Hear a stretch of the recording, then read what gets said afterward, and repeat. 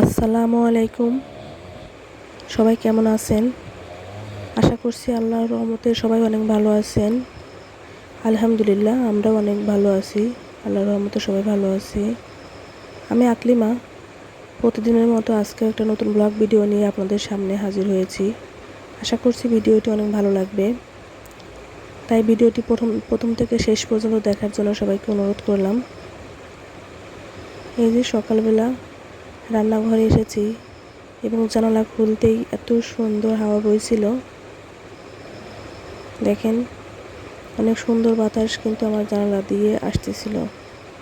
আমার ভীষণ ভালো লাগছিল, কারণ আজকে আমরা বাড়িতে যাব।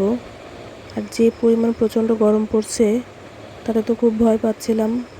এখানে এত গরম, গ্রামে বা কেমন গরম এটা নিয়ে। তো যাই হোক, সকালবেলায় আমার মনটা অনেক ভালো হয়ে গেল, মানে বাইরের বাতাস দেখে। তো এই যে, খুব ভারী রান্না করব না, হালকা পাতলা রান্না করেই আমরা খাওয়া দাওয়া করে বাড়ির উদ্দেশ্যে রওনা দেবো আল্লাহর রহমতে। এই যে ইলিশ মাছ ছিল, ইলিশ মাছটাই আলু আর পটল দিয়ে রান্না করে নিলাম। অবশ্য কাঁচকলা দিয়ে রান্না করলে অনেক ভালো লাগে, পটল দিয়ে রান্না করলেও খারাপ লাগে না। রান্না করে খেয়েছি এর আগে, ভালোই লাগে। তো এই যে আমি বেটে রান্না করছি আর কি। আর ইলিশ মাছের কোনটা পিছিয়ে দিয়ে একটা তরকারি করব, সেটা হচ্ছে ঝিঙে ভাজি করব আর মাছ রান্না করব। এটা দিয়ে আমরা খাওয়া দাওয়া শেষ করব ইনশাল্লাহ। তারপর আমি সব কিছু গুছিয়ে নেব। আসলে ভেবেছিলাম রাতে সব কিছু গুছিয়ে রাখবো, তারপরে সকালবেলা যাতে খুব তাড়াতাড়ি যেতে পারি। বাড়ির থেকে আসলে খুব তাড়া দিচ্ছিল, কিন্তু আমার রান্না শেষ হয়ে গেছে। বাড়ি থেকে যাওয়ার কথা শুনলেই বারবার ফোন আসে, তাড়াতাড়ি বের হও, একটু সকাল সকাল এসো। কিন্তু আসলে যতই চেষ্টা করি না কেন, সকাল সকাল বের হতে পারি না। তো যাই হোক, কালকে রাতে অনেক ক্লান্ত ছিলাম, অন্যান্য প্রস্তুতি নিচ্ছিলাম। আর এই যে কাপড় চোপড় গোছানোটা আসলে হয়ে উঠছিল না, কোনোভাবেই পারছিলাম না, প্রচণ্ড ঘুম ধরছিল। তো যাই হোক, রান্নাবান্না শেষ করে ভাবলাম সকালেই সব কিছু গুছিয়ে নিব। আর এই যে, আর সব কিছু গুছিয়ে নিচ্ছি। সবার কাপড় চোপড় একটু দেখিয়ে দিচ্ছি, কারণ এর মধ্যে কয়েক দফায় আমরা শহরে গিয়েছি, কিন্তু সেটা আর কোনোভাবেই দেখানো সম্ভব হয়নি, যেহেতু ছোটো বাবুদের সঙ্গে নিয়ে যাওয়া হয়। আর আমার ননদ গেলে তো দুইটা বাবুই সাথে যায়, আর উনি যদি বাড়িতে থাকে তাহলে তো সমস্যা নাই, উনি বাবুদের দেখেন আর আমি সব কিছু কেনাকাটা করে আসতে পারি। খুব স্বস্তিতে কিনতে পারি না, কারণ ছোটো বাবু বারবার খেতে চায়, ওকে খাওয়াতে হয়, এই জন্য খুব তাড়াহুড়া করি। এই জন্যে বেশ কয়েকবার যাওয়া হয়েছে। আমি একাও গিয়েছি কয়েকবার, আপনার ভাইয়ের সাথেও গিয়েছি এবং আমার ননদের সাথেও গিয়েছি। তো যাই হোক, এই যে মোটামুটি সবার কাপড় চোপড় গুছিয়ে নিচ্ছি এবং দেখানোর চেষ্টা করছি। ছোটো বাবুর কাপড়গুলো আগে গুছিয়ে নিচ্ছি, আমার বড় ছেলে এবং ছোটো ছেলের কাপড় চোপড়গুলো গুছিয়ে যে আলাদা একটা ব্যাগে করছি, আর আমাদের কাপড় চোপড় একটা আলাদা ব্যাগে করব।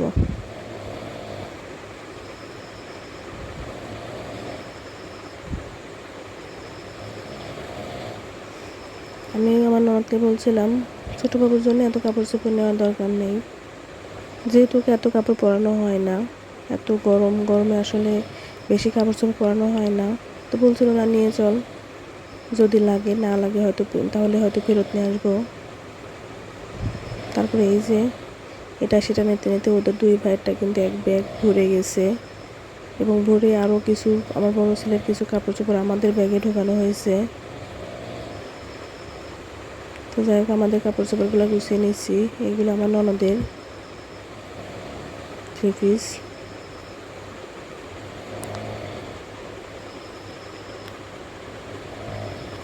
এখান থেকে আলাদা আলাদা করে একটু গুছিয়ে নিচ্ছি, যাতে বাসায় গিয়ে আর ঝামেলা না হয়, যার যারটা তার তার জায়গাতে রাখতে পারি।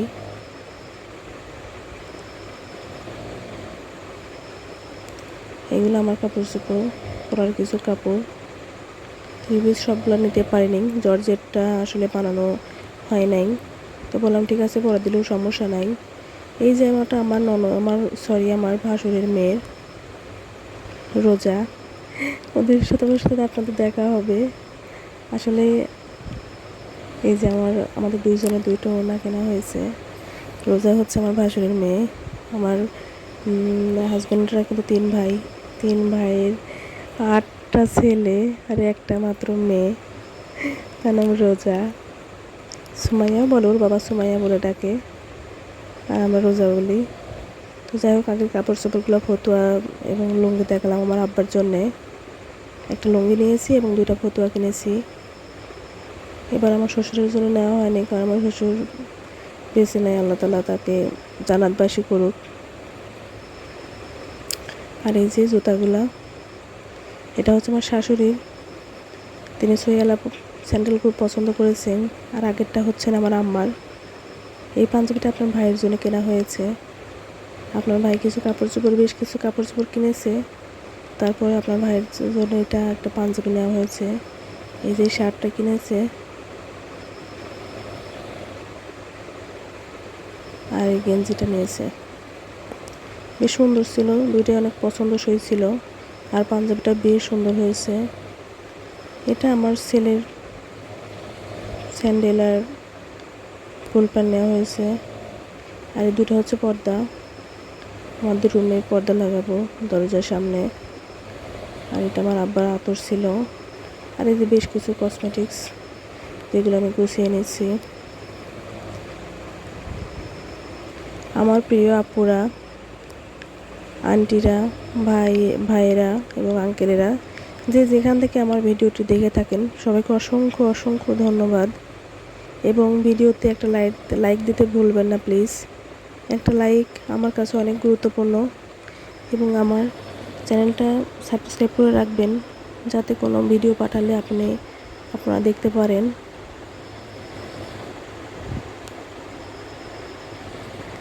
এই যে বাসায় কিছু ফার্নিচার নেওয়া হয়েছে, আমার বাসায় রুমে আর কি কিছু ফার্নিচার তোলা হয়েছে, তার জন্যে কিছু প্রস্তুতি নিচ্ছিলাম, বাসায় গেলে দেখাবো। নতুন কিছু ফার্নিচার নিয়েছি, সোফা সেট নেওয়া হয়েছে, একটা ক্যাবিনেট নেওয়া হয়েছে, একটা ওয়ার্ডরোব, এবং ক্যাবিনেটটা বাকি আছে। তো যাই হোক, তার জন্য কিছু জিনিসপত্র নিয়ে যাচ্ছি।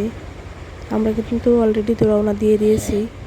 এই যে আপনার ভাই সব কিছু গাড়িতে তুলে নিচ্ছিল, আর আমরা এই যে পরে রওনা দিচ্ছি। আসলে আমাদের রুম থেকে একটু হেঁটে আসতে হয়। এই দেখেন, এই যে পেছনে বাসা, এটুকু হেঁটে তারপরে যে কলেজের ভিতরে এসে আমাদের গাড়িতে উঠতে হয়, কারণ অনেকগুলা গেট হয়ে গেছে। আপনাদের ভাই এসে আমাদের এই যে সিএনজিতে চড়াই দিয়ে গেল, তুলে দিয়ে গেল। তারপর আমরা এই যে আল্লাহর নাম নিয়ে রওনা দিয়ে দিয়েছি।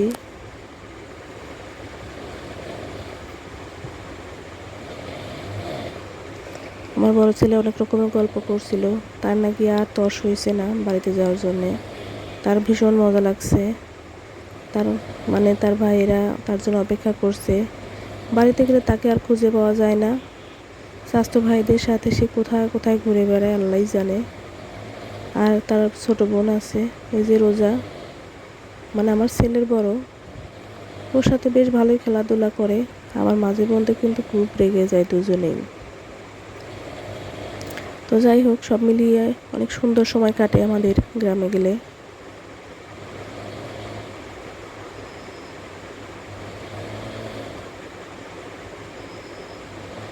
আজকের আবহাওয়াটা বেশ ভালো ছিল, রোদ ছিল না। আমি তো আল্লাহ করছিলাম যে আমরা যে কদিন থাকি সেই কদিন যেন এরকমই থাকে। এই যে পাশে একটা রেস্টুরেন্ট রেখে আসলাম, বিলের মধ্যে রেস্টুরেন্ট। এখানে কিন্তু অনেকেই, সাদুল্লাপুর বলে, এখানে অনেকেই কিন্তু অনেক জায়গা থেকে আসে।